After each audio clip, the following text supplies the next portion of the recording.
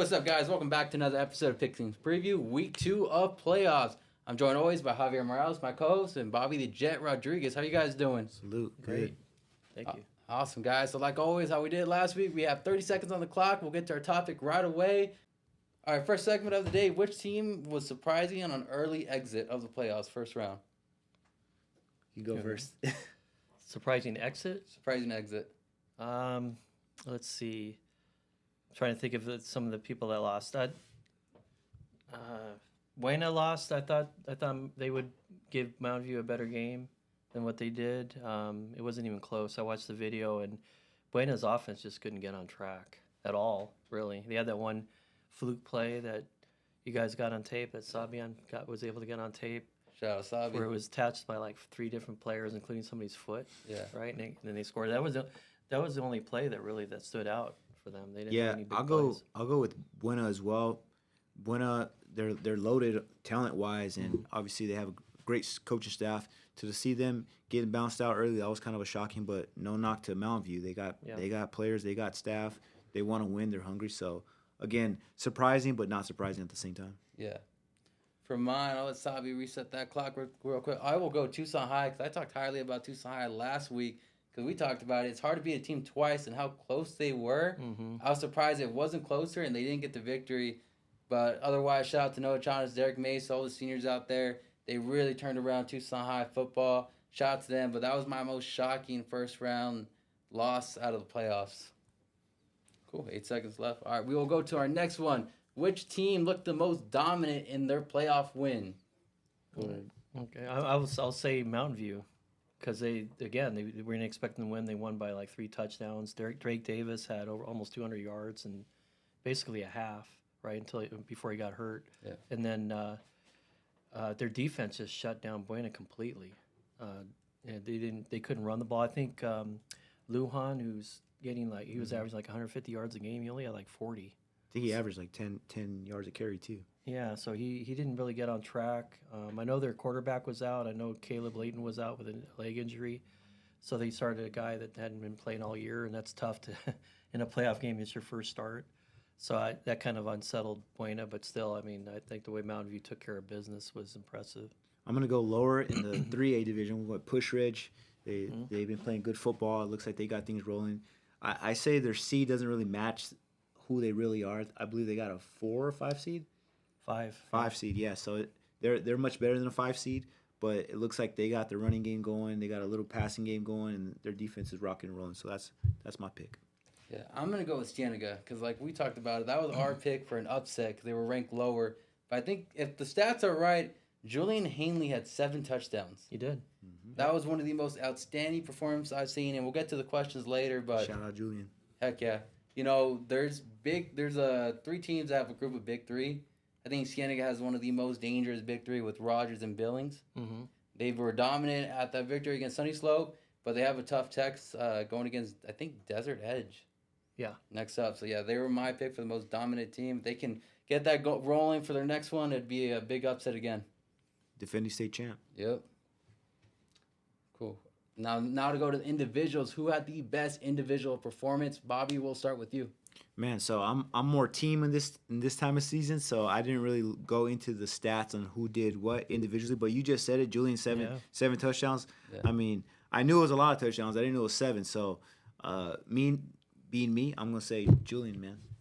I would say Julian too, but Josiah Jones at Push Ridge, he had 4 interceptions, 3 in 1 quarter. Oof. When are you ever going to see that happen? Right. And he had one of the 3 in the first quarter was a pick 6. So hat trick. Yeah, 4 interceptions. That's nearly impossible. But yeah, I would say Julian the overall from start to finish. He just was a key reason why they won. I think D'Angelo Hall did that one time. Did he get 3 or 4 in the game against the Bears one year? He might have. Yeah, I remember that long time ago. Yeah, I'm gonna switch it up too. I'm gonna go back with Mountain View's defense. Yeah, and I know we're talking about individual, but I'll say everyone on that defensive team because man, shutting down someone like Michael Lujan, that was impossible for a lot of teams all year. And the idea that it held them to only 8 points, and the only point they did score was off that crazy play. Right. Man, they got all the momentum going forward. If they can keep that up, especially if they're able to get their star running back, Drake Davis, back, their team to mess with them for it. Cienega and Mountain View, we got to look out for them too. I don't think there's a better 3 defenders on a team. Then Caden Rudy, um, let's see, Pogue, Jason Pogue, Yep. and Julian Sanchez. Those guys are just like all over the Hammers. place. Yeah. Yeah. Kid and Ruby, he did have a interception too. I think Yeah. so if I'm right, he had 2 interceptions, right? Just one? Yeah, just one. So that defense it's a dangerous defense, and look forward to see what they have next. Next question of the day, South Point. You know, they've had an up and down season. They've been battle tested with a hard schedule, but can they make a deep run in the playoffs? So they got some injuries on both sides of the football right now. That's unfortunate and that's tough, especially in the bracket that they're in. They're in the highest bracket of high school football. So I'm not gonna say no, they can't, but it's gonna be a uphill battle. But they got the guys that they need right now to get them through. So it's gonna be up. It's not impossible. It's an uphill battle for sure. Yeah, they're definitely battle tested. They played Red Mountain, Basha, Pinnacle, Perry, Mesa. I mean, that's a lot of great teams, highly rated teams. So I think they're not going to be in awe of the moment. Playing Queen Creek, who has they're around 500. So I think South Point can win this game. Now the next game's going to be pretty tough because they might play an open division team that loses in the first round of the open division. Because the loser of the first round of the open division goes to the 6A. It gets reseeded. South Point's not going to play at home, which is unfortunate. Right. They dropped to 17. If they would have been 1 seed higher, they would have been hosting Queen Creek. But yeah, it's going to be tough because they're on the road. Their quarterback situation is still unsettled, although Race Alvarez played the whole game and he had a good game at Pinnacle. And they were closer to Pinnacle than I thought it would be. They only lost by a touchdown. I thought that would have been a 3 or 4 touchdown loss. Yeah. So I will go. I mean, you never know what a team can do when they have nothing to lose. I know South Point's known for being a very well programmed, always making deep runs in the playoffs. But because the year they had, who they're going against, they really have nothing to lose at this point. If they get guys going, especially if they figure out the quarterback situation, get RJ Gore going too, man, they can make anything happen. Like we talk about teams like Tucson High baseball, 1987, they were 500 going into the playoffs and they win state. You never know what a team can do when they got nothing to lose. And you know what? They're my pick. I think they can get past the first round, especially if they just start working the way they were the first game of the season against Marana. That was a dangerous team, and if they get back to that, I think they'll do very well. They're the dogs out. That's all you got to do. Yep. All right, now to get back to the matchup, we've been talking about a lot. Desert View and Marana, both had byes this week. Who has the tougher opening matchup? Man, I'll go with you first. I think Desert View does. Just because Mountain Point, like we talked about before, they've played a murderer's row like South Point has. They've played Desert Edge, Desert Mountain, AZ College Prep, ALA Gilbert North. They lost all those games, and none of them were close. But still, they've played some good talent, so they're not going to be in awe of the moment when they go to Desert View. But I think Desert View is going to win. I think they're going to win, convincingly because of the talent and the mental makeup that team has. And Marana's already beaten Yuma Catholic on the road by 33 points, and now they play them at home. So what Philip Stewart has to guard against is complacency or, right, not thinking that they already won the game. I'll piggyback off of what Javier said. It's going to be Desert View. They got a tougher task. Though Marana doesn't have a day off. Yuma Catholic, as we know, they were pretty dominant in the 4A. They moved up to 5 this year. So they have a program. They're going to bring it. It's not a day off for Marana. But I was telling Javier before the show started, the Desert View team, it does have a tough task, but they know how to win. These kids been playing good high-level football since 8U. A lot of them won some big games, whether it's a city championship or going up to regionals and nationals. So they're accustomed to winning, and I know Coach Boniels will have them ready. Yeah. You know what? It plays when you've beaten the team already, especially playing in a football playoffs where it's one win or go home. I think Marana is going to have that in their heads. They've already dominated Yuma Catholic once, so I think that's going to play in their advantage, especially with Desert View. Man, they've been talk of the city, higher seed going in. A lot of people are picking them to win the state championships. You got more pressure on yourself, too, because it's the first time those kids are being in a playoff atmosphere. Mm-hmm. So I think they'll have a little bit more pressure, a little bit more of a tougher matchup. But like how you guys said, I think they'll get the victory. And hopefully, we keep saying, hopefully we get this our state championship match, Desert View versus Marana. We shall see. Yep. All right, now going to the next one. We just talked about Julian Hanley. Is he ready to shock the world and have Cienega hold up that trophy at the end of the year?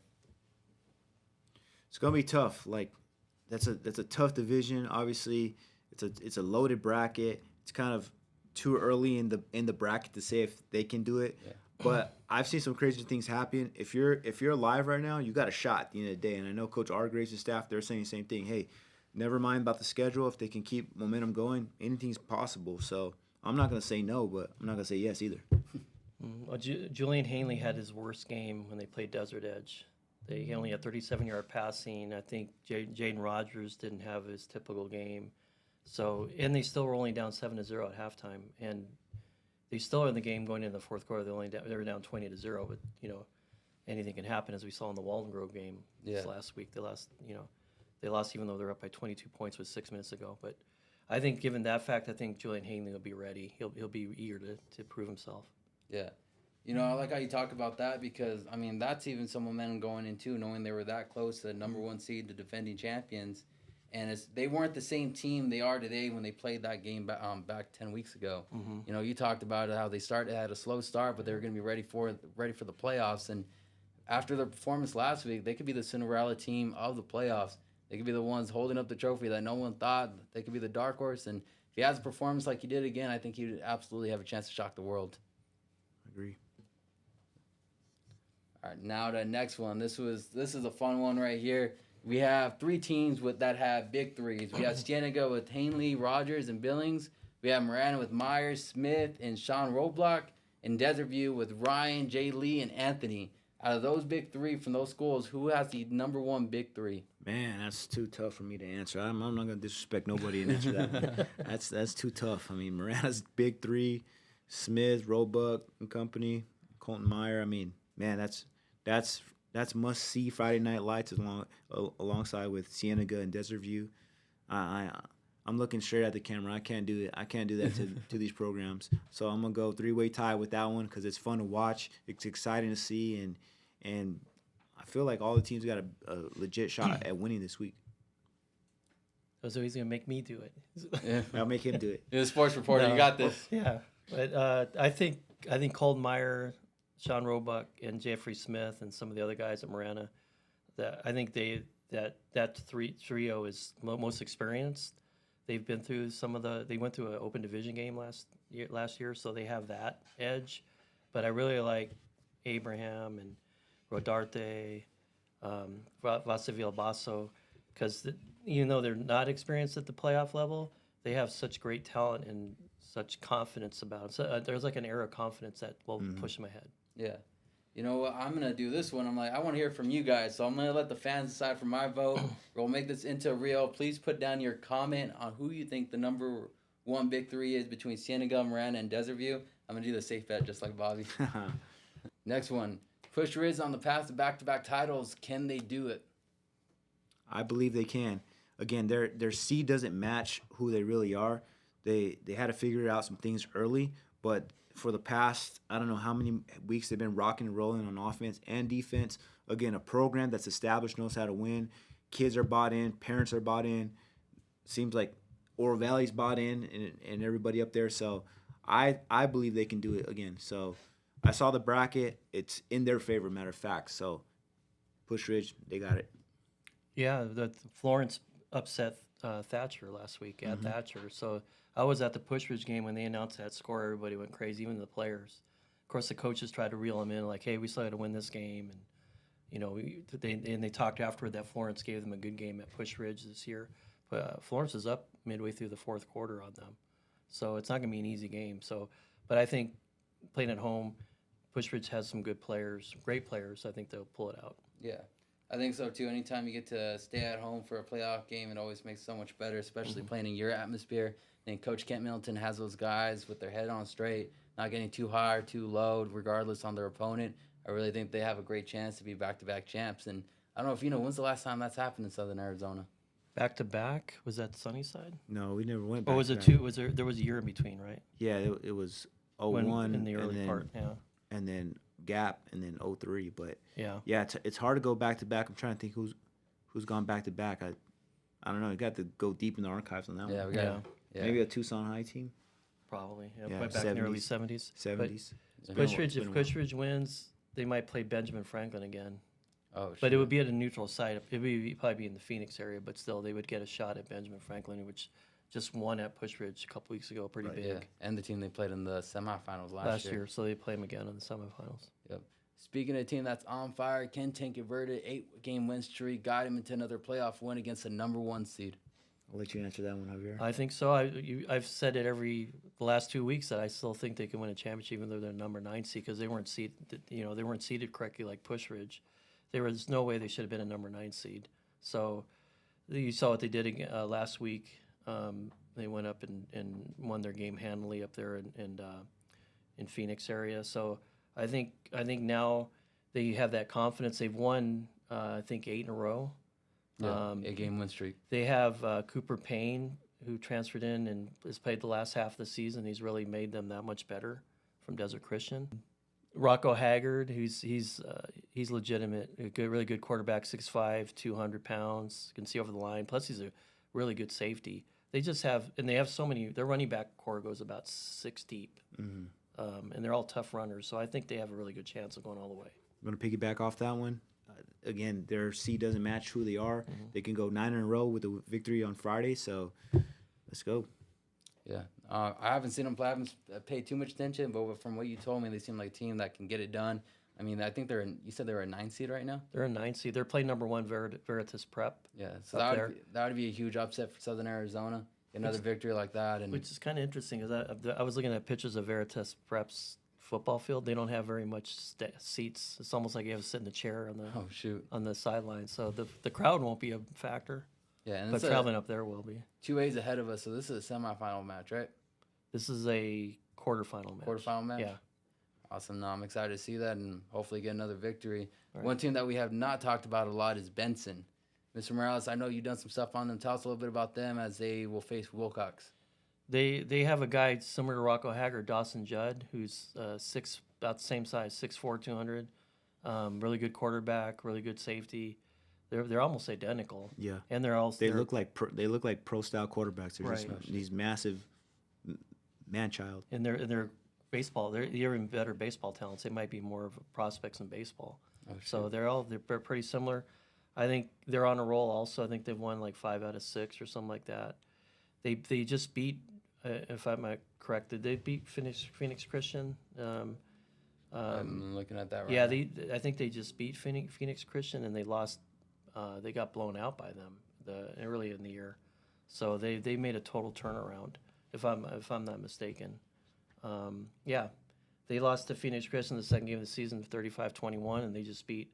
Or I'm sorry, what was the score? They got blown out up there, 49-14, and then this last week they went up there and they won 35-21. So that alone right there shows that Benson's really made the flip on it and gotten a lot better. Yeah, and Benson and Tinkerberg, are they on the same side of the bracket? I think they're on opposite sides. Oh, shoot. So we have potential of two state championships in Arizona, both being Southern Arizona. And they're both playing as well as they can ever play. That's awesome. Yeah, they're on opposite sides. Actually, Benson plays Wilcox as another Southern Arizona team. So. Yeah, it'd be a good day for football. So, Bobby, I want to get into your head a little bit. And this won't be a timer one. What's your number one advice for the players that are going into a playoff atmosphere for the first time? You know, someone like Desert View, they got all the hype on them. You've been there before with Sunnyside having all the hype on you. What's your number one advice for them? This thing right here. Put it on Do Not Disturb. Better yet, just leave it in your backpack all day. Don't look at it. Just watch as much film as you can. Stick with your teammates.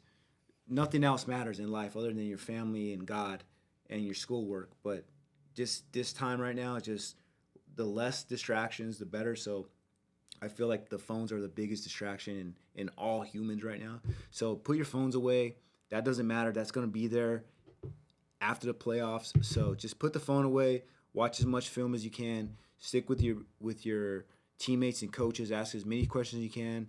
Do the little things right, and just lock in. Because if you really play it out, you got 4 weeks left. If you're in the 5 through 6A brackets, and then you have 3 weeks left if you're in the lower divisions. But nonetheless, just stay focused. Get off your phone. Your family and school is all that matters right now in your football. Awesome, Mr. Morales. Any final thoughts before we pick Player of the Week? I think that we can have a champion. I still think we can have a champion in the 2A, 3A, 4A, and 5A. Because the way Micah Mountain, we haven't talked very much about Micah Mountain, but the way they're playing defense, they can beat anybody. With Brett Darling as the defensive coordinator, I saw them play Saguaro, and they totally shut down Saguaro's running game. So Yeah. I think they're ready. And the good thing about any football game, but especially playoff football, you can keep the scores low on offense as long as your defense holds their own. I mean, we're going back to my days. I mean, we won playoff games scoring 13 points sometimes. But again, it's going to come down to defense. I'm going back to Mountain View. If they can keep it a low scoring game, they can come out on top. That's awesome. That was a shot for a huge upset. Mm-hmm. So, Ms. Morales, here, the moment we all love we wait for all week, was your pick for the player of the week? I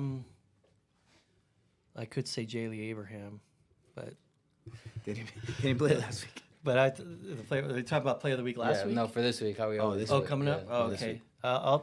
You know what? I'm gonna take Vasaville Basso because I haven't picked him before, and I think that he's ready. I think he's got that. If you've talked to him, you know him since he was a kid. If you talk to him, it's like he's so straightforward, so like matter of fact. It doesn't seem like anything's gonna bother him. Yeah. He's even keel. I think this new experience isn't gonna get to him. I think he's gonna have a big game. Sure. Yep. Yeah. Bobby, any last statements before we take off? No, just players, just stay distraction free. That's going to be the key to your success in the playoffs. If you guys just limit distractions, that's even better. And just watch as much film from now to Friday. You guys do that, you guys should be all right. And just leave it all on the field. Like I said earlier in the segment, let the dogs out. It's the time to do it. There might be next week, there might not. So just let it all out. Awesome, guys. Well, thank you guys for joining us. Thank you guys for being here. As always, follow us on Instagram, YouTube, Facebook, and TikTok. At the Jet Sports Network. Also follow All Sports Tucson on all those platforms as well. Make sure to check us out every Thursday at 4:45. See you guys on the next one. Peace.